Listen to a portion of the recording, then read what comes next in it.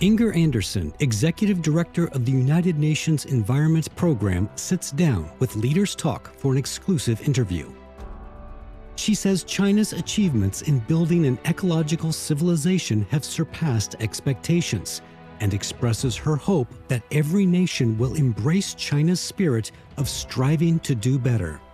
I've had the privilege of visiting this beautiful and massive country over a long period of time. China's environmental goals laid out in the 15th five-year plan, she adds, are deeply encouraging. That this is a very exciting new chapter that China is opening as well. She also notes that President Xi Jinping's steadfast support for multilateral climate action carries profound global significance. Look, when we see a leader of a major nation such as China stepping up and say, look, these issues take global conversations, and the global conversations happen in multilateralism. That's obviously something that gives us a strength. Stay tuned for Leaders Talk.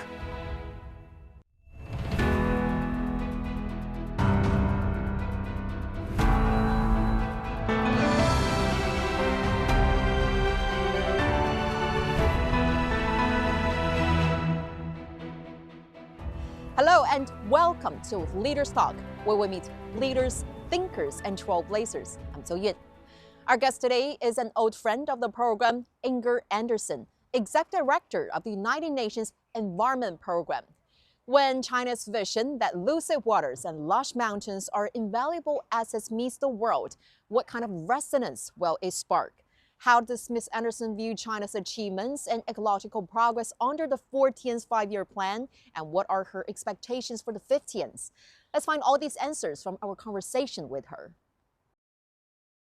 Mrs. Andersen, it's such a great pleasure to have you with us again on Leaders Talk. Thank you so much. Thank you for having me again. After 2 years, it's a pleasure to be back. Let's start with some of the latest developments. You have referred the year of 2025 as a critical year for environment issues. So how so? And can we start the conversation by having you elaborate a little bit on the latest developments on climate agenda worldwide? This is an important year because we also have to, we're heading to the COP for climate.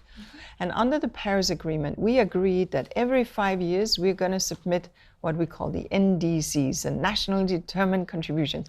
That's like our promises. What are we going to do now on climate? We submitted the first lots of promises, NDCs, in Paris in 2015, at COP21. The next ones in Glasgow in 2021. We missed a year because of COVID. And now it is time to do another set of promises in COP30. And there we have to really see a stretch, right? So this is important. On the nature side, we have decided, Kunming-Montreal Global Biodiversity Framework, we now have to see, because how are we doing on protecting nature? What is it that we have to get done? And on pollution, which is kind of the third element here, we have made some agreements amongst ourselves on how we are going to manage chemicals, how we are going to manage waste. And of course, we're negotiating a plastic treaty. All of this comes together this year where we have to look at how we're doing. And here I have to really give a good shout out to China, because China is leaning in on each of these. And I look forward to discussing that in greater detail with you. That would be great. And talking about the progress made by China on environmental issues, actually one of the latest announcements was made by President Xi back in September, which stated that China now aims to cut its economy-wide net greenhouse emission by 7 to 10% from peak level by 2035, while striving to do better. So how do you understand the meaning as well as the significance of China's new climate goals? Now, this is very significant. It's really well regarded to see China making these enormous pushes forward on renewable energy. We are seeing new built gigawattage going online every year in terms of renewable solar and wind, around 200 to 300 gigawatts. It's mind-boggling in terms of the installed capacity. Right. Now, we still have a heavy coal load in China, so that's the reality. But with that striving towards reaching 60% of the capacity being renewable, that's massive. There is some real progress being made. And so, of course, in September at the General Assembly in New York, we saw live the video where the President Xi Jinping made the announcement of 7 to 10% reduction by 2035 and striving to do even better. And the reality is that China is already doing better. So probably it will be over-delivering on that promise, because we can see that the cadence by which, the speed with which renewable is being installed is very, very fast. What was your feedback or response when you were there at assembling, listening to the speech delivered by President Xi, especially at a time when the global environmental issues are suffering so many setbacks, with some countries are rolling back on their commitment, while China is still leaning in, is trying to make more contribution? What was your response and what were you thinking at that time? No, obviously I was very pleased. But I also am concerned because at the global level we are not heading where we need to be. We saw global emissions drop, but they're still increasing. But the increase used to be at 1.7%, now it's at 0.3%. But the reality that we are globally, I'm speaking globally, increasing our emissions is a concern, because that translates into, therefore, if we are to hit 1.5 degrees, we will need to reduce our emissions by something like 47% by 2030. And that's hard. And then the question is, how fast do we drive it down again? And this is where the striving to do better, stretching every day to do better. We want all countries to do that. But Mrs. Andersen, this is a global issue that we're talking about, which required collaborative efforts and actions. China is making lots of efforts, that's for sure. But some countries that we saw are, as I said, rolling back their commitment, are scaling back on their responsibilities on environmental issues. So how concerned are you as the chief of UNEP about the disruption of this international cooperation?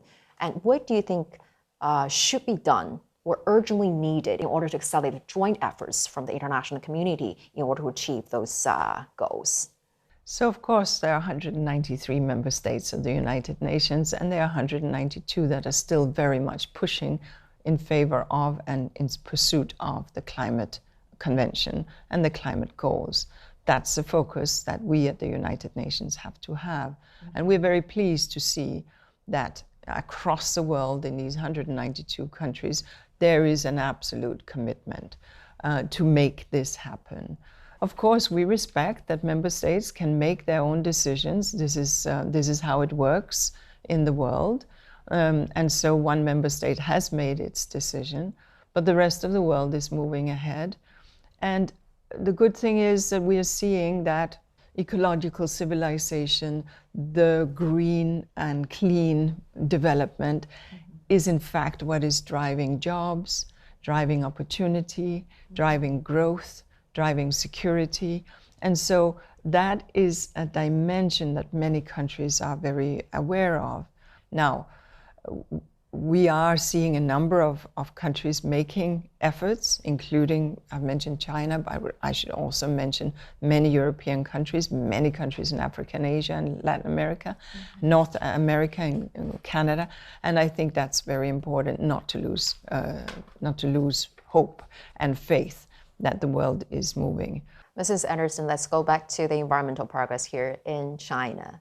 The two mountains concept, which was proposed by President Xi when he was the party chief in Zhejiang province, has now become a guiding principle of the nation's ecological system. And last time during our interview, your words about loving the poetry of an expression of those waters and lush mountains are invaluable assets become the trendy topic among Chinese social media. So what do you believe are the most distinctive features of this concept in terms of advancing ecological civilization as well as green transformation? I mean, when you can convey something that is really complex into poetic language, and so you have the two mountains, the mountain of green and the mountain of gold, and when you see and you convey that, and anybody can sort of imagine a lucid river being silver, because it sort of is, and when you see that that is in fact wealth, that environmental conservation and purity is a country's wealth and a gift by a country to itself and to the unborn child, to the next generation. When you can convey that, but then translate it into growth, into jobs, into opportunities, into a healthier living, it's something that people can understand. And I think we have moved, therefore, through this imagery, poetic imagery, into the real world of economic planning and real world of land use planning, but based on this way of conveying it to a people that has a history that is thousands of years and therefore can catch the beauty of that poetry. And I think, and which is essentially an ecological message, which of course is why it resonates with me.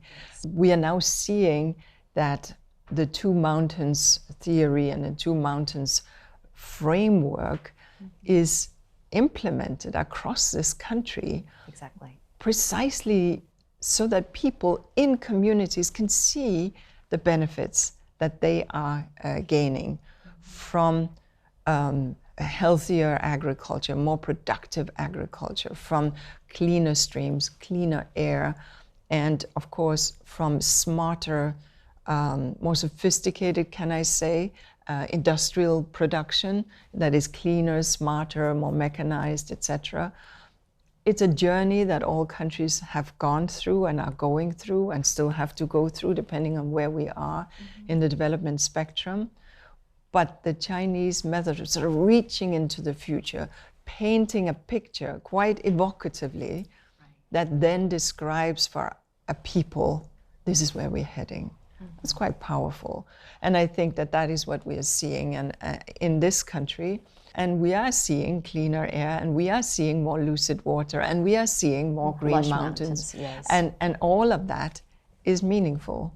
And it is, as I said, a gift to the current generation, current population, but also to the generations to come. With this concept, we are actually turning the vision into reality. Precisely. And actually this year also marks the 20th anniversary of this two mountains concept, the birth of this concept. So how do you understand the global significance of the two mountains concept in advancing the geological systems worldwide? I think that another way of saying that maybe the world beyond China would relate to is the Sustainable Development Goals in a sense, right? Many countries have sort of absorbed this learning and are really looking at what it would look like to tackle some of these polluting sectors, or indeed to think about conservation as a way to get wealth, as a way to get more vibrant agriculture, or as a way for ecotourism. So I think that at the global level, yes, also there is a solid understanding of this theory. They may use different language and different words and not necessarily the poetry of China and our President Xi Jinping, but nevertheless, I think that the concepts are well understood. That's great. I would like to show you a short video, which is going to have something to do with your next stop. Let me see. This is a herd of elephants. Oh, yeah. Just some background information, because back in 2021, a herd of elephants, catching great attention, not only from the audiences here in China, but also worldwide. I followed it. You followed it. Millions of your, me too. And people are calling them wandering elephants. So this is, I think, the elephants, they are taking a nap. It's just wonderful. Yeah, it's very cute. You see, yeah, they're this baby elephant. Yes. And Mama is going, can you stop? Can you stop? Mama is saying, please, I'm taking a rest here. Yes, just like a family. Yeah. So people are actually following you and me about where they're heading today. Absolutely. A tranquil scene of elephants resting under the sun tells a remarkable story of biodiversity protection. In 2021, a herd of wild Asian elephants from Yunnan province embarked on an extraordinary journey, traveling more than 1,000 kilometers northward before making their way back south, capturing worldwide attention. Along their route, local residents quietly made way, prepared corn and bananas for the elephants, and showed extraordinary care and tolerance. Their efforts, alongside those of the Chinese government, earned global praise. Major international media outlets, including The Washington Post, TV Asahi, The Guardian, and Reuters, followed the elephant's journey. One foreign netizen commented, "The fact that this event unfolded over such a short time shows people's patience. In other countries, they might have just tranquilized the elephants and sent them back into the forest." Another wrote, "I'm glad to see the government treating them with respect. I hope they find a safe place with enough food and water to settle. 70% of wild animals have gone extinct in the past 50 years. We must do everything we can to save them. Every single animal is precious." In October 2021, at the Leaders' Summit of the 15th meeting of the Conference of the Parties to the Convention on Biological Diversity, Chinese President Xi Jinping said the elephant's northward and return journey reflects China's achievements in wildlife conservation. Just over a year later, under China's presidency, the Kunming-Montreal Global Biodiversity Framework was adopted, a milestone that charted the course for global biodiversity governance. People also see this as a very good example of China's improvements and advancement in biodiversity and in ecological systems. So what is your take on that? And also, what do you expect to experience in Yunnan, a place that is very famous for its natural beauty and biodiversity? First of all, this wandering group of elephants, what a story, what a beautiful story. And we saw how people were protecting them. I mean, nobody was hassling this group. There was, and you know, they can be quite destructive when they move through agricultural lands, etc. But there was a lot of focus by the local people of ensuring that this group could do what they had to do and then eventually migrate their destination and not get into dangerous situations. And it was really an example of what we have to do as a global civilization, right? Take care of nature. Because when we take care of nature, nature takes care of us. It's as simple as that. And I'm really looking forward to it. Because it is Yunnan province, it's such a unique province, and I've never had the opportunity to visit before. And we're not just going for tourism, we will be having a meeting on the Kunming Fund. And it's a big step that China has taken to make this fund. It's well over 200 million over 10 years that China will make, $1 million that China will make available for countries in the global south, that they can do biodiversity conservation in a manner similar to what China is doing and has done. This is a huge show of South-South solidarity and South-South collaboration. The Kunming Biodiversity Fund that you just referred to actually was launched, as you mentioned, in May of 2024 last year, and you were in Beijing to witness this landmark initiative. And this is also the very first fund of its kind initiated by developing countries. Precisely. So what do you believe, Mrs. Andersen, is the greatest significance of this fund?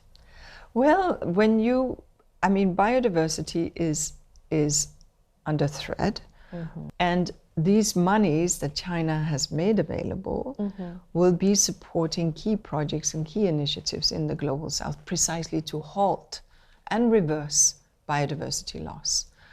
And it's not just to make nature in a museum, right, or in a protected area, but it's to make nature thrive in our cities, in our agricultural fields, in our back gardens, so that nature is not just something that we put a fence around and now it's beautiful to look at. No, nature lives in the city, everywhere. So the point is that this funding will help, together with much other funding, of course, to support projects, programs, initiatives, and policy directions in countries in the Global South, precisely to support nature conservation, so that the goals of the biodiversity framework, that those 23 goals can be achieved by 2030. From strengthening judicial protection of environmental and natural resources to advancing multilateral processes in global climate governance, Inger Andersen's visit to China has yielded fruitful outcomes.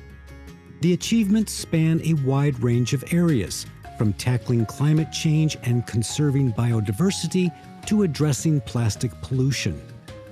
Behind these accomplishments stands China's solid progress in building an ecological civilization during the 14th Five-Year Plan period. Over the past 5 years, green has become the defining color of the land. Forest coverage has increased to over 25%, with new forest areas equivalent to the size of Shanxi province, contributing 1/4 of the world's newly added greenery. The Yangtze River and the Yellow River both reach Class 2 water quality standards, and 1 out of every 3 kilowatt-hours of electricity now comes from clean energy. From the ecological barrier of the Qinghai-Xizang Plateau to the Africa Solar Belt assistance projects, China has been fostering and expanding green productivity, sharing sustainable development experience with more than 120 countries through South-South cooperation. When the Yangtze River flows east in clear blue waters, and when the Mombasa-Nairobi Railway preserves migration routes for wildebeests, the world witnesses how Eastern wisdom gives profound expression to the vision of harmony between humanity and nature. Mrs. Andersen, you've been to China many times and paying close attention to the efforts and the progress made by China on environmental protection. What impressed you the most in terms of China's advancement on environmental agenda, and what are the biggest contributions made by China on the international environmental dimensions? So I was just telling my colleagues when we were driving here that my first visit to China was in 1990. And over 30 years ago. Over 30 years ago, so it was a very different China then. And I was sort of telling my younger Chinese colleagues what it was. Were you born yet? But at any rate, so just to say that yes, I've had the privilege of visiting this beautiful and massive country over a long period of time. And so, of course, seen rapid development in the last 20 years or so, and accelerating in the last 10, I should say. But the contribution clearly is, I mean, what was in China, a country that was entirely reliant on coal, in distributed and highly polluting settings, have made massive movements on renewables. And some of the latest investments that we're seeing, the high solar in the mountainous area in the interior of the country.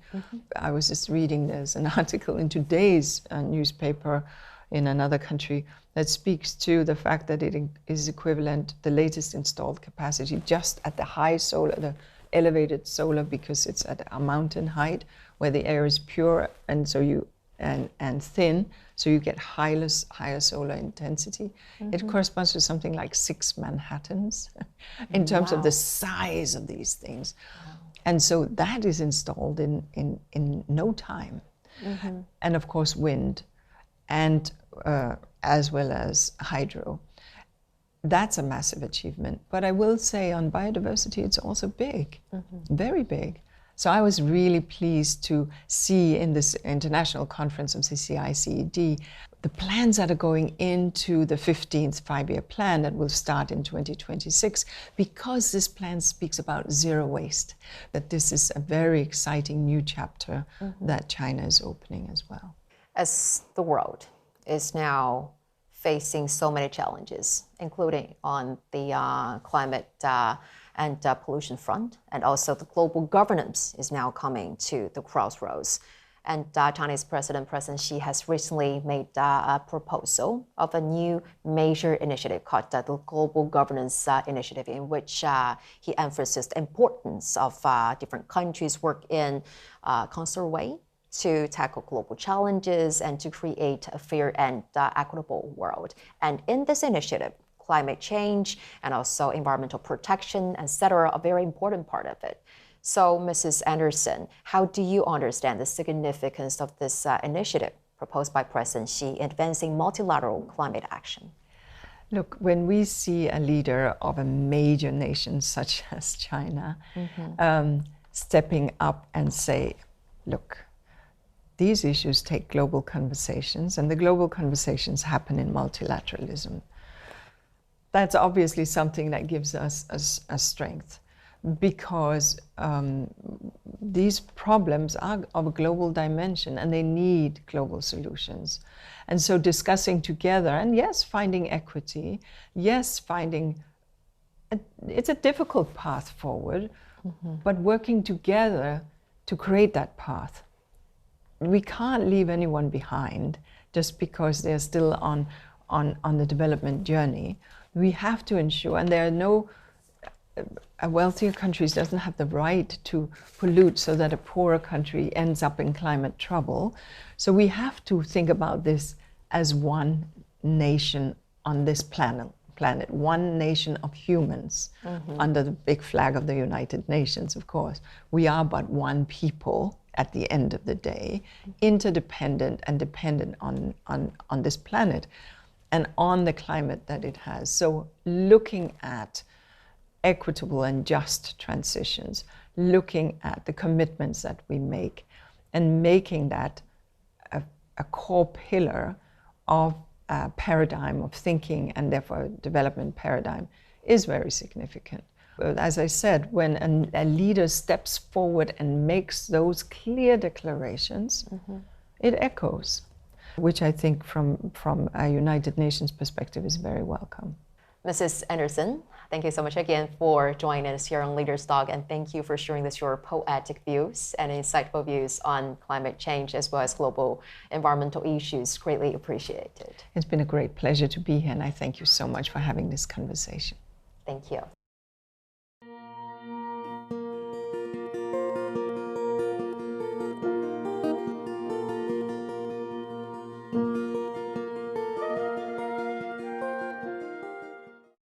During the interview, Ms. Andersen recalled her China visits since the 1990s and how she's witnessed the country's remarkable ecological transformation, especially in the past 10 years.